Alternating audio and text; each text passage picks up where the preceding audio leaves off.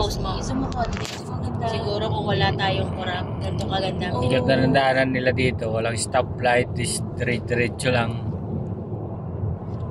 Tapos parang sa kumpara mo sa Pilipinas eh, no? Almost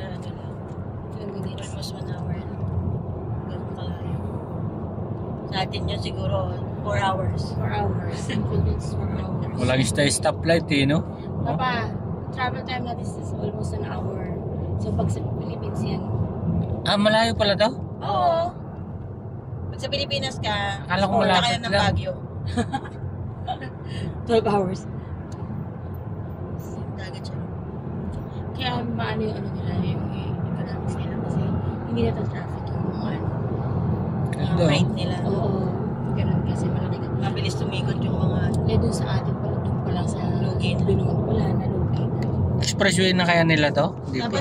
dapat talaga talaga sa Pilipinas widening tapos tanggalan ng mga tao yung Manila.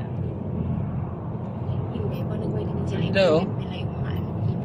Kaya nga, tatanggalin talaga nila yung mga tao kung may maraming mga Layo na ng pinanggalingan natin pero wala pa rin stoplight. No? ilipat nila yung, kumbaga ilipat ba nila sa ibang provincial tapos i-widening nila yung Manila. Kung kailangan mo pa pang mag-take na ibang area, kailangan mo dumaan doon sa mga gilid, di ba? Wala yung Hindi ako pwede stoplight. Sabi mag-drive. ni- sabi ni- Bobo ko sa mga ano. Sabi nga ni Milka, Hindi ko kaya yung nagdadrive ako, tumitingin ako ng mga